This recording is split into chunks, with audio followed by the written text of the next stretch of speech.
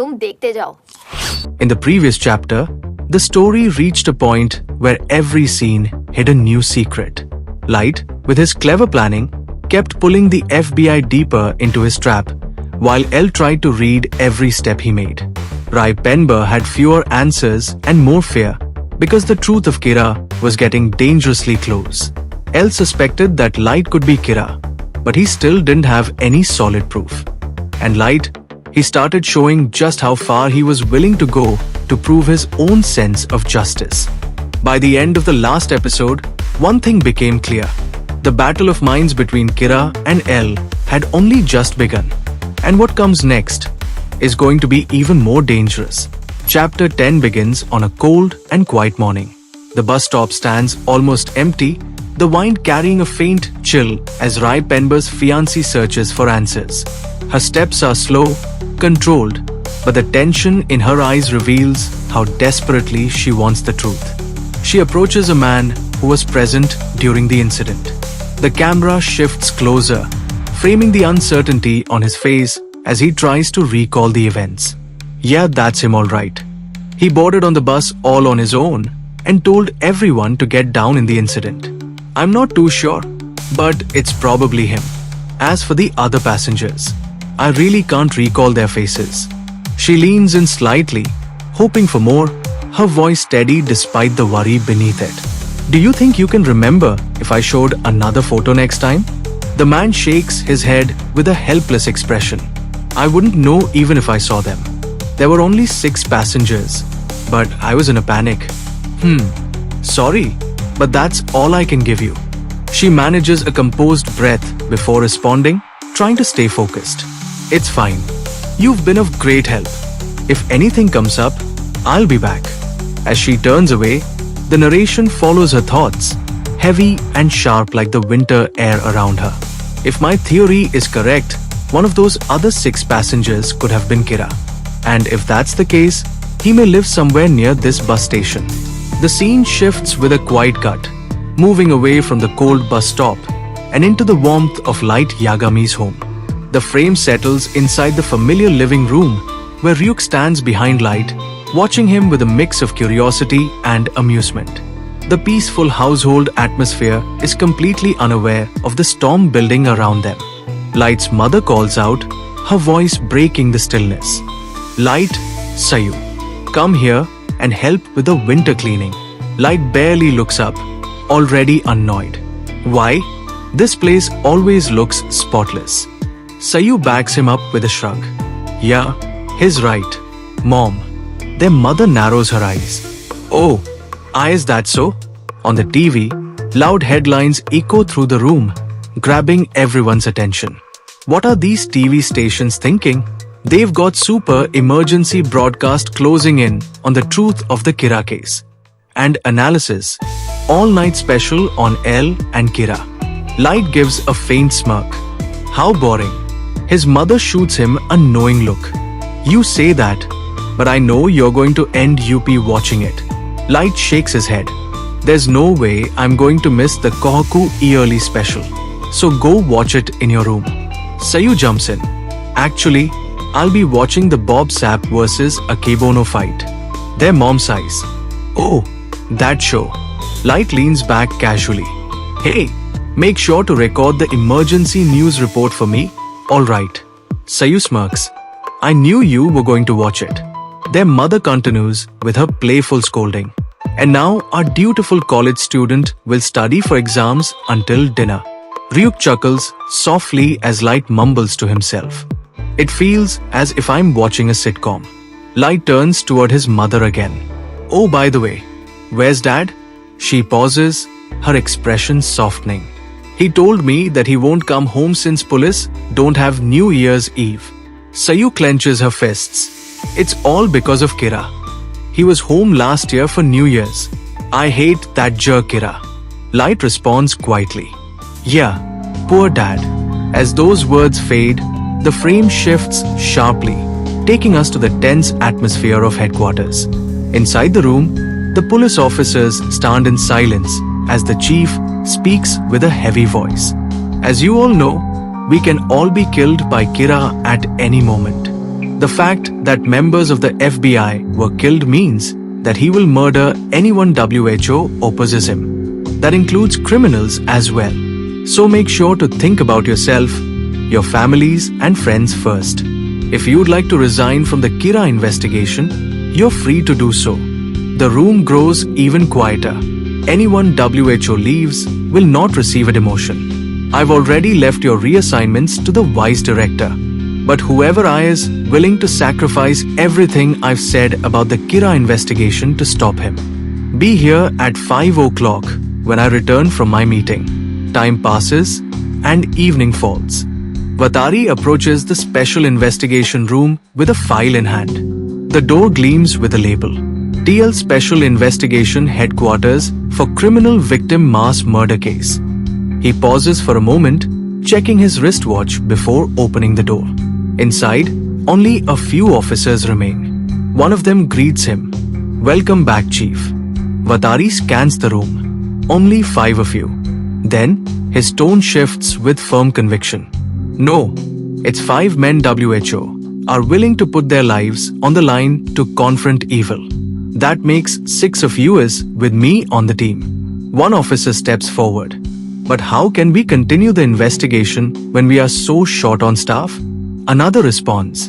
If you add Vatari and L, that would make 8 of US. Vatari nods slowly. It is only you, with your strong conviction, that I trust. But doubt rises among the officers. Just hold on a second. L is saying that he trusts US. But we can't really trust L. One officer slams his hands on the desk. L, we're determined to catch Kira even if it means our lives. We should all understand what it means to put that on the line. But you just order US around without even showing yourself. We will all pursue after Kira without you. Voices of frustration fill the room. We're not the only people WHO doubt you or even oppose you. That's right. 12 members of the FBI died because of you. You can't argue with the circumstances. There are some criminal psychologists WHO say that L is Kira. They also claim that L has other personalities. Another officer continues the accusation. The one WHO ordered the FBI to take action was L. And all of those FBI agents died coming here. L was the only person WHO would know their identities.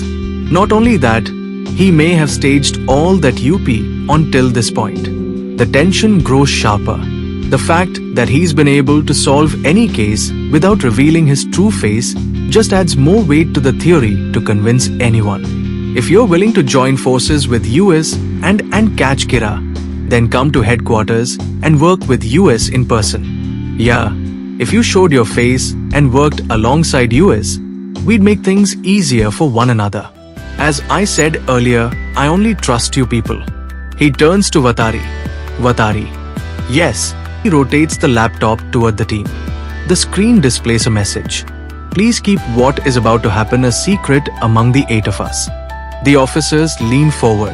Huh? What? What's gonna happen now? A new message appears. I would like to meet the 6 of you who have my trust as soon as possible. Do not speak of our meeting or having met me or what we will be doing to anyone who is not in the room now. That includes anybody in the NPA, your families and your friends. Please leave the NPA building to discuss whether you can swear to the above and whether you can trust me. Only those who agree to work with me in this investigation shall return to the room and will send my further conditions for our meeting to this computer. One officer stands up immediately. I'd rather forget teaming UP with L and just continue the investigation alone. Given the way he works, we just might end UP with some facker calling himself L. Another officer nods. A facker? That is possible. But one man speaks calmly. Well, I trust in L and believe that we need his help on this case more than anything. The argument continues. What? So he can just use US and just end UP like the other FBI agents? If he's closed so many tough cases on his own UP until now, then why would he reveal himself to just a few people to work together? Since the start, L has said that he needs our assistance for this case. Another officer offers a different angle. What if we look at it like this? L was waiting for this to happen. For what to happen? He explains slowly. There have always been people among the investigators WHO. Don't trust L. One resignation after another. And then the information about Kira leaked. He just couldn't trust US or the other task force under those conditions. He was waiting for people he could trust. And people WHO trusted him and would stand UP to face Kira without fear of death. Another officer nods firmly. Exactly. But one man steps back. In that case, if we're going to work with L, then I'm out. Don't worry about me. I'm not gonna go and try to come back or try to figure out L's identity. One of the remaining officers speaks with determination. I'd like to work for L. I'll put my trust in him. Another joins him. Same here. The room remained silent as every pair of eyes stayed fixed on the laptop screen. The glow of the display reflected off their tense faces. Then, a new line appeared, typed out one letter at a time, as if L himself was breathing through the machine. I am now in a room in the Imperial Hotel. The officers exchanged startled looks. The Imperial Hotel? But that building is just around the corner. Another whispered under his breath, realization dawning. I knew it. L figured out it would come to this. Before anyone could respond, more words formed on the screen. Every few days, I will move to a different location for a hotel in the Tokyo area. I would like the task force office in the NPA building to serve as a front from now on, with my hotel room serving as the de facto center of the investigation. Of course, this is a defensive measure to prevent Kira from learning what I look like. And I realize this means I will have an unfair advantage over all of you in that regard. However, this is as far I am able to go at this point in order to gain your trust and work with you on this investigation. If you are able to cooperate with me on these terms, please split into 2 teams and come to my room by midnight, that is by the year 2004, leaving at least a 30-minute interval between the 2 teams. Vatari will hand you a memo with my room number. I'll be waiting. Shock spread through the room. No one had expected L to go this far. For the first time, he was inviting them to stand beside him. And then, the screen glitch flashed revealing L standing inside a dimly lit building. His silhouette was unmistakable. He spoke straight into the lens with calm intensity. For now, we'll just say that we're getting closer to one another. Only now I have clue about you given to me by the noble lives of the 12 FBI agents killed off. It's alright. For the first time, I will reveal my real identity as L. If you manage to hear about this, Kira, you will most definitely get closer to me than before. Just bring it. Even if you manage to take a good look at my face, you can't really kill without knowing my real name. Even if I can find you, I can't put you away for homicide unless I can catch you in the act. But as long as I have long hard evidence to report. Kira, you shouldn't have much room to breathe after killing those 12 agents. What are you doing right now? As his chilling voice faded, the frame shifted instantly and took us back to Light's room. Ryuk hovered behind Light, amused as always. Those guys are really going at it. Humans are so interesting. Light's mind was racing, faster than ever. The task force headquarters staff have dwindled dramatically. I won't be able to make it known that I use intelligence only available to them for much longer. I've already considered this in my final plan to drive L into a corner. But WHO would have thought the FBI sent only 12 agents to Japan was I followed early on because my father is the head chief of the investigation. If L assumed that I would kill those 12 agents and purposely sent a smaller group. No, even then there shouldn't be any evidence. Even if he suspected me of being Kira, he can't arrest me as long as he doesn't have the death note. No, I can't think like this. I'm not supposed to be close to being a suspect. These past days, I've been making many moves. I've got to think, did I make any kind of mistakes? What should be my next move? This is where the real battle starts. It's already over. The lights in his room dimmed slightly, emphasizing the seriousness now settling over the story. This was no longer just a cat and mouse chase. Both sides had begun risking more than ever before. From here, the narrative darkened as the camera seamlessly moved back to the task force. The remaining members, along with Vatari, quietly stepped inside an elevator. Their expressions carried the weight of their decision. They were going to meet L face to face. The elevator hummed upward, but halfway through, it suddenly halted. A soft mechanical click echoed inside. Then the screen above them blinked, showing a new signal from L. Vatari and Matsuda stepped out as the doors opened. They approached a hallway and stopped before a plain door. The tension was thick enough to touch. Matsuda swallowed hard.